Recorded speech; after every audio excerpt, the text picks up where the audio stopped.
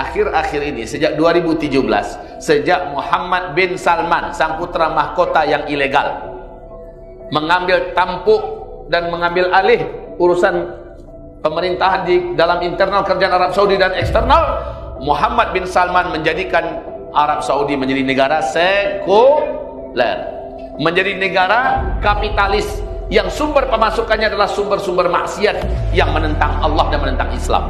Ini Arab Saudi. Sejak di tangan Muhammad bin Salman, konser-konser musik raksasa dibuat di Madinah, di kota-kota gadang Arab Saudi, mau di Riyadh, mau di Madinah Al-Munawwarah, bahkan sampai di Mekah, Pak. Bahkan yang paling menyakitkan hati di Mekah, ketangkep sepasang pengantin laki-laki kedua-duanya, nanam bini laki-laki, nan laki-laki lo di Makkah tuh, Pak. Berarti LGBT lah masuk sampai ke tanah suci. Kenapa dan bagaimana Allah takkan marah, wahai Bapak Ibu yang kami muliakan?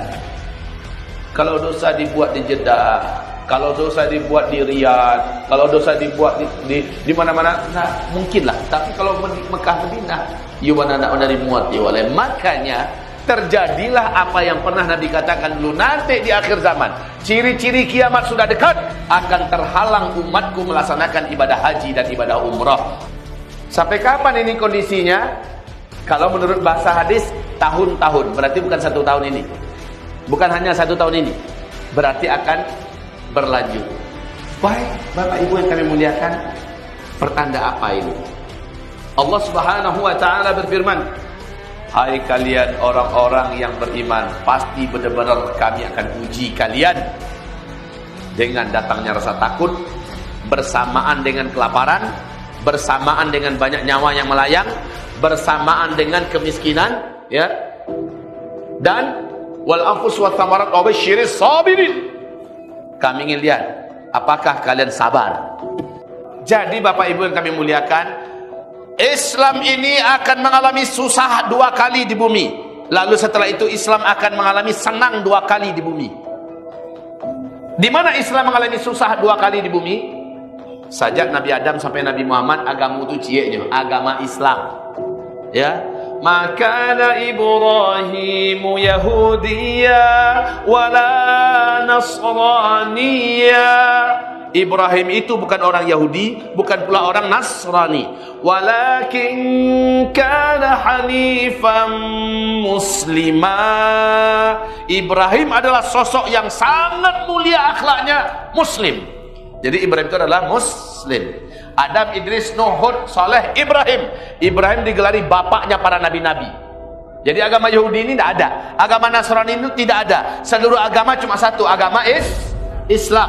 Wahai Bapak Ibu yang kami muliakan, sekarang di dalam Islam ini kita mengalami 2 kali kesulitan dan Allah menjanjikan 2 kali kemudahan.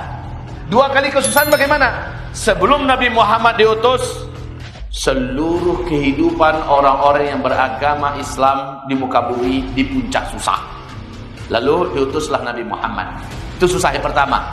Nabi Muhammad masih melanjutkan susah itu di Mekah. Sampai-sampai tidak ada dimakan lagi, tidak ada diminum lagi di Mekah. Di embargo beliau 3 tahun lamanya. Ya betul, Pak. Nabi Muhammad itu puncak susahnya adalah menjelang hijrah. Puncak susahnya menjelang hijrah. Setelah Nabi hijrah, Madinah pun terbentuk, Islam yang memimpin. Itulah Yusra. Mulai Nabi Muhammad memimpin Madinah, para sahabatnya menjadi manusia-manusia hebat. Nabi meninggal dunia, Abu Bakar melanjutkan. Setengah bumi dikuasai oleh Islam. Abu Bakar meninggal dunia, Umar bin Khattab melanjutkan. 2/3 dunia dikuasai oleh Islam. Sampai kepada fase para khalifah-khalifah menggunakan sistem kerajaan, dan itu berlangsung ribuan tahun. 2/3 dunia Islam yang pimpin. Itu adalah Yusra. Dan di penghujungnya kembali mengalami usra. Ingat dalam ayat fa inna ma'al usri, 1 kali baru, yang kedua lagi inna ma'al usri yusra. Setelah khilafah Islamiyah Al-Uthmaniyah runtuh di Turki oleh Mustafa Kemal Pasha, Jangan Ataturk. Jangan sebut Ataturk. Kenapa? Karena Ataturk adalah gelar keagungan dan gelar yang paling istimewa untuk pahlawan yang sangat agung di Turki. Sementara Mustafa Kemal ini penghancur khilafah Islamiyah. Apakah berhak dia mendapatkan gelar Ataturk? Tidak berhak. Pasha. Runtuhlah khilafah Islamiyah. Sejak itu Islam memasuki fase keempat. Ya, Islam memasuki fase keempat. Fase keempat adalah fase kegelapan. Fase pertama Islam Nabi yang memimpin. Fase kedua para khalifah-khalifah yang mulia. Fase keempat para khalifah menggunakan sistem kerajaan. Dan ini ribuan tahun. Setelah itu fase keempat, fase ketiga tadi, fase para khalifah menggunakan sistem kerajaan. Runtuh khilafah Islam yang Utsmaniyah, selesai. Fase keempat di mana Islam tidak memimpin di mana-mana untuk dunia ini. Negeri-negeri muslim banyak. Arab itu masih negeri muslim. Malaysia negeri muslim. Brunei negeri muslim. Indonesia negeri muslim, ya.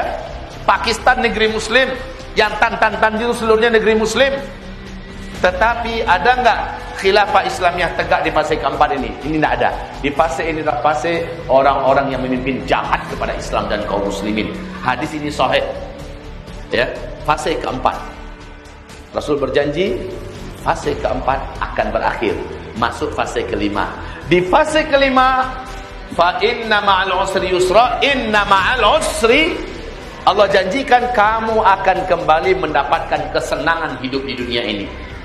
Jadi wahai hamba-hamba Allah, fase kelima insyaallah dunia kembali dipimpin oleh Islam. Ketika Islam memasuki fase kelima, Rasulullah menyebutkan dalam hadis yang sahih, riwayat Imam Ahmad, dinyatakan sahih oleh Syekh Ahmad Syakir, bahwa di fase kelima Islam akan menegakkan kembali kekhalifahan di muka bumi yang pusatnya di Palestina. Saat itu seluruh muka bumi ini akan kembali makmur dan sejahtera. Tidak ditemukan satu orang pun yang miskin di dunia ini. Tidak ada peperangan di mana-mana negara. Tidak ada. Dan seluruh hewan-hewan buas di dalam hutan Allah jadikan jinak. Seluruh binatang-binatang berbisa Allah cabut bisanya. Saat itu dunia bagaikan dalam surga.